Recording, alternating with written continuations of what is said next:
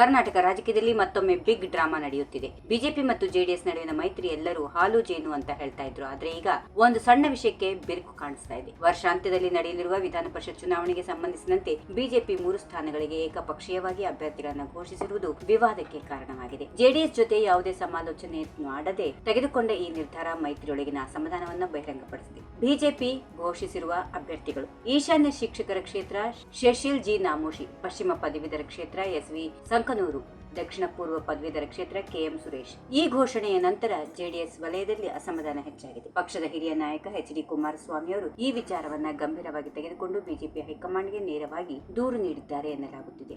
ಅವರು ಬಿಜೆಪಿ ರಾಷ್ಟ್ರೀಯ ನಾಯಕತ್ವದೊಂದಿಗೆ ಈ ವಿಷಯವಾಗಿ ಮಾತುಕತೆ ನಡೆಸಿರುವ ವರದಿಗಳು ಕೇಳಿಬರುತ್ತಿವೆ. 2023ರ ನಂತರ ಕಾಂಗ್ರೆಸ್ ಸರ್ಕಾರದ ವಿರುದ್ಧ ಒಟ್ಟಾಗಿ ಕಾರ್ಯನಿರ್ವಹಿಸಲು ಬಿಜೆಪಿ ಮತ್ತು ಜೆಡಿಎಸ್ ಮೈತ್ರಿ ಮಾಡಿಕೊಂಡಿದ್ದವು. ಲೋಕಸಭಾ ಚುನಾವಣೆಯಲ್ಲೂ ಈ ಮೈತ್ರಿಗೆ ಲಾಭವಾಗಿತ್ತು. ಮುಂದಿನ 2028ರ ವಿಧಾನಸಭಾ ಚುನಾವಣೆಯನ್ನು ಗುರಿಯಾಗಿಸಿಕೊಂಡು ಎರಡೂ ಪಕ್ಷಗಳು ಒಟ್ಟಾಗಿ ಸಾಗುತ್ತಿವೆ. ಆದರೆ ಈಗ ಬಿಜೆಪಿ ಹೈಕಮಾಂಡ್ ನಿರ್ಧಾರಗಳನ್ನ ಏಕಪಕ್ಷೀಯವಾಗಿ ತೆಗೆದುಕೊಳ್ಳುತ್ತಿದೆ ಎಂಬ ಭಾವನೆ ಜೆಡಿಎಸ್ ನಲ್ಲಿ ಬಲವಾಗ್ತಾ ಇದೆ. ಇದು ಮುಂದಿನ ದಿನಗಳಲ್ಲಿ ಮೈತ್ರಿಯ ಸ್ಥಿರತೆಯ ಮೇಲೆ ಪರಿಣಾಮ ಬೀರುವ ಸಾಧ್ಯತೆಗಳು ಇರುತ್ತವೆ. ಇದೀಗ ಎಲ್ಲರ ಕಣ್ಣು ಬಿಜೆಪಿ ಹೈಕಮಾಂಡ್ ಮೇಲೆ ಜೆಡಿಎಸ್ ಅಸಮಾಧಾನವನ್ನ ಶಮನಗೊಳಿಸಲು ಮತ್ತೆ ಸಮಾಲೋಚನೆ ನಡೆಸುತ್ತಿದೆಯೇ ಅಥವಾ ಈ ಸಣ್ಣ ಬಿರುಕು ದೊಡ್ಡ ರಾಜಕೀಯ ಡ್ರಾಮಾಕ್ಕೆ ಕಾರಣವಾಗುತ್ತದೆಯೇ ಎನ್ನುವುದನ್ನ ಕಾದ್ ನೋಡಬೇಕಿದೆ. If you like this video, ಬೇಗ ಲೈಕ್ ಮಾಡಿ, ಕಾಮೆಂಟ್ ಮಾಡಿ, ಶೇರ್ ಮಾಡಿ ಹಾಗೂ ಯೋಯೋ ಟಿವಿ ಕನ್ನಡವನ್ನು ಸಬ್ಸ್ಕ್ರೈಬ್ ಮಾಡಿ.